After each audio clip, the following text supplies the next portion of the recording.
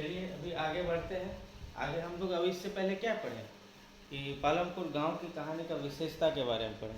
अभी थोड़ा उससे आगे बढ़ेंगे। हम लोग देखते हैं कि गांव का मुख्य क्रिया क्या है, कृषि कार्य।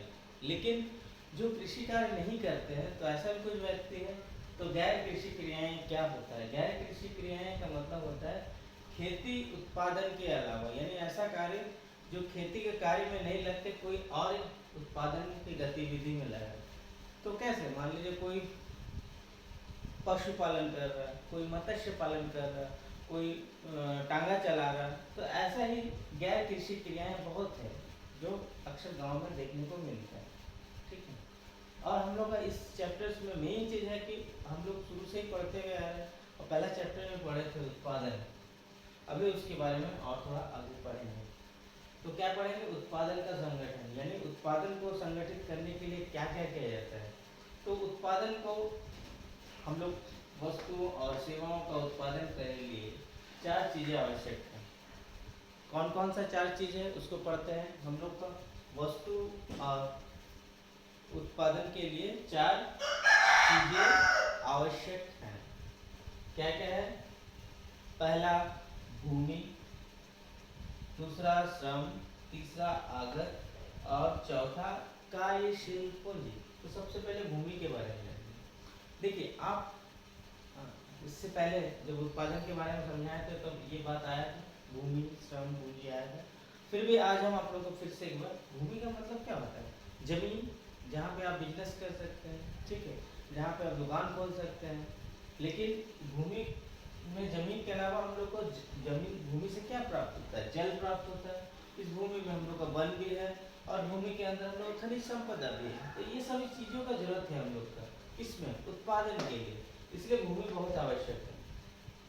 ठीक है। ऐसा भूमि जहाँ जल मिले, वन संपत्ति मिले और खनिज संपदा मिले।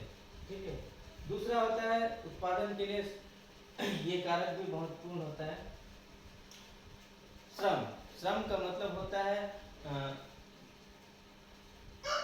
जो मजदूरी करता है, जो काम करने का इच्छुक है, जो मजदूर मजदूरी करता है, मजदूरी। श्रम का मतलब मजदूरी, जो काम करने योग्य है, यानी जो लोग काम करें, जो काम करने योग्य है और जो लोग काम करें।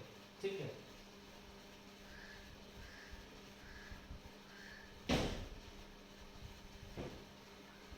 और ये तीसरा क्या है?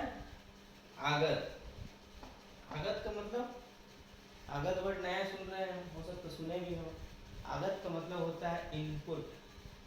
जैसे हम लोग इनपुट आउटपुट जानते हैं ना, कुछ इनपुट डालेंगे तभी आउटपुट निकलेगा, ये आगत है। ठीक है। आगत यानी आप कोई भी नया बिजनेस शुरू करेंगे तो इनपुट चाहिए। तो इनपुट में आप क्या, जैसे मान लीजिए आप अगर एक फैक्ट्री लगा रहे हैं तो फैक्ट्री कारखाना के लिए क्या चाहिए? मशीन चाहिए, औजार चाहिए, कंप्यूटर चाहिए, जनरेटर चाहिए, टरबाइन, ऐसा बहुत सारा, जो जैसा जैसा कारखाना वैसा वैसा मशीन। तो ये सब मशीन क्या होता है, ये सब जो बड़ी बड़ी मशीन होता है, इसको हम लोग एक बार पैसा लगा के खर्च करते हैं, इसको बार बार खरीदने की जरूरत नहीं है। इसीलिए ये इनपुट में क्या क्या आएगा? औजार, मशीन, सभी को अस्थायी पूंजी कहा जाता है। अस्थायी मतलब फिक्स्ड, ये चेंज नहीं होगा। एक बार खरीद लिए तो बस, मतलब उसको अभी अच्छा 10 साल 15 साल 20 साल तक यूज करेंगे। ठीक। लेकिन एक होता है कार्यशील पूंजी। कार्यशील पूंजी का मतलब होता है, ये तो आगत में आपका अस्थायी पूंजी आएगी और कार्यशील पूंजी में क्या आएगा? कच्चा माल और कैश पैसा, यानी नगद पैसे। कच्चा माल चाहिए।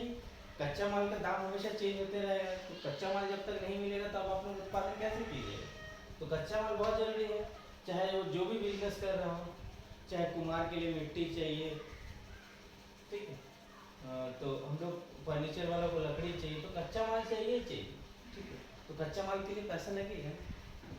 तो ये हम लोग का पूंजी में 2 चीज हो गया, क्या? एक अस्थायी पूंजी और एक कार्यशील पूंजी। लेकिन दोनों को हम लोग अलग अलग दिखाते हैं, 4 कारक हैं, लेकिन दोनों पूंजी के अंतर्गत ही आता है। पूंजी, अगर कभी कभी क्वेश्चन पूछता है कि पूंजी कितने प्रकार का, तो पूंजी 2 प्रकार का होता है, एक अस्थायी पूंजी, एक कार्यशील पूंजी। अस्थायी पूंजी के अंतर्गत जो एक बार पैसा लगाते हैं, बड़ी बड़ी मशीन उसको बारे में लिखेंगे, और कार्यशील पूंजी कच्चा माल नगद। ठीक, अभी तो इसका इंट्रोडक्शन है, अभी हम आप लोगों को डेफिनेशंस नहीं लिखा है, डेफिनेशंस आपको भेज देंगे, तो अभी खाली चीज़ों को समझिए। ठीक है, तो ये हो गया आप लोगों का उत्पादन का संगठन और उत्पादन के कार्य। देखिए हम लोग पहला क्लास में भी भूमि, श्रम, पूंजी के बारे में पढ़े थे। भूमि को क्या दिया जाता है? किराया। श्रम को क्या दिया जाता है? श्रमिक। और पूंजी, पूंजी यानी अब जो बैंक से लिए हैं तो उसके बदले क्या दिया जाता है? ब्याज। तीनों चीजों में क्या है? पैसा से संबंधित है। हम लोग का जो भी अगर उत्पादन करना है, अगर कोई चीज बनाना है, तो ये सभी चीज तो आपको पार करके जाना पड़ेगा।